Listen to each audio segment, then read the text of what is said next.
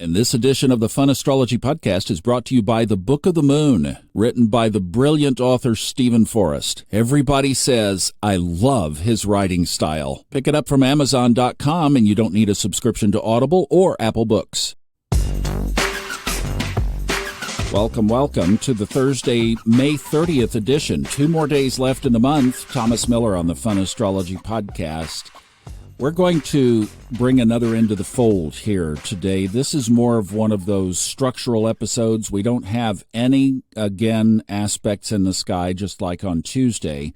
So I wanted to use this to get our radars on something that is going to be very, very important in the sky for about the next year. Not only do we have Jupiter in Gemini for about this same period, but 3 times between now and the time Jupiter leaves Gemini, it is going to square Saturn. We'll talk about that in a second, but that's going to come on the heels of a big aspect this weekend that we are baking in all week, and that is Jupiter trines Pluto on Sunday at 8:12 p.m. Eastern.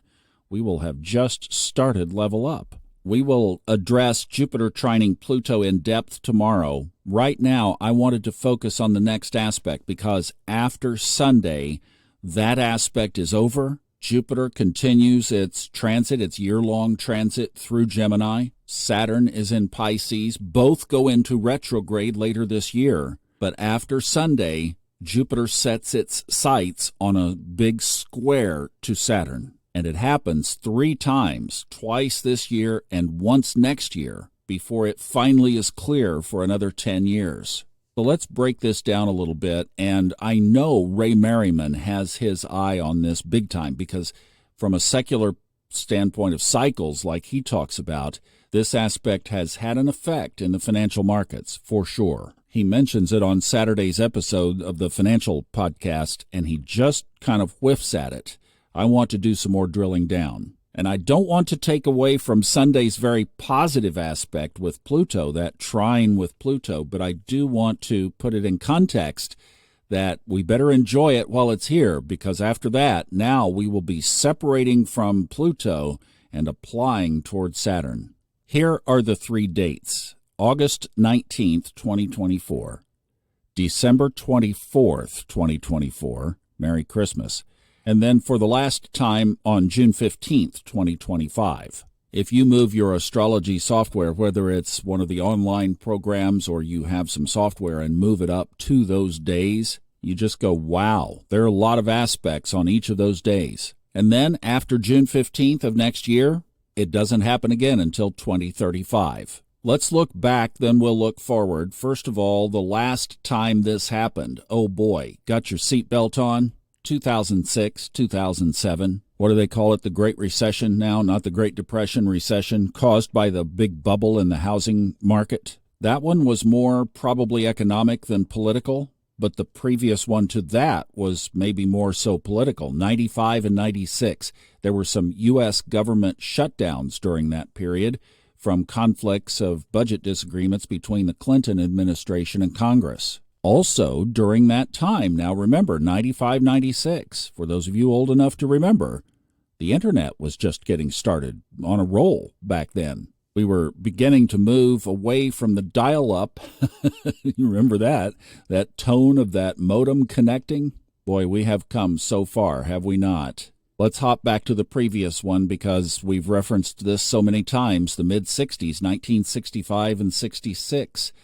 Economically, Medicare was implemented in 1965, but also during that time, the civil rights movement was basically at its peak. Vietnam was being escalated, and the protests were pushing against all of it. Right after that, by the way, is when the nodes moved into the current configuration that they're in now. North node in Aries, South node in Libra. So think about the energies at play.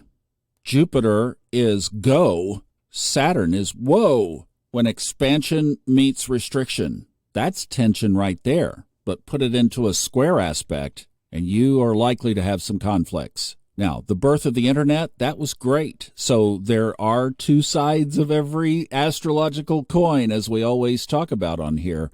But this is to get our sights on the fact that I want, always to point these things out. Then you decide what's best for you. But I want you to know that the way that these things have unfolded in the past are usually focused around political tension. Well, we've got enough of that. And really, the first one of these is August. And then, remember, Pluto on September 1st, good old Pluto, in retrograde, moves back into Capricorn, just 1 degree, but before it turns direct and starts moving forward again, crosses that very delicate 0 Aquarius line and goes back into 29 degrees Capricorn. So this first Jupiter-Saturn square on August 19th sets up Pluto moving back into Capricorn. Contentious election, 2 major conflicts in the world. I don't need to regurgitate the headlines, you already know. But these are the areas where this aspect has usually shown itself in the past. But there have been shifts and pivots that have restructured society. It's the civil rights movement, as we mentioned in the 60s. Medicare, restructuring of financial policies coming out of the recession in 2006, 7, 8, 9. So we can look for shifts. We already know there's a lot of conflict in a lot of these areas. We'll just see how it all plays out. But I want you to be aware that this is not a casual thing and it's not just a one-time thing. It happens 3 times over about a full year's period. So we'll be aware. We've got it on the radar. Now, we'll be a-watching. All right, you guys have a good one. TGI Friday tomorrow. Thanks. Bye-bye.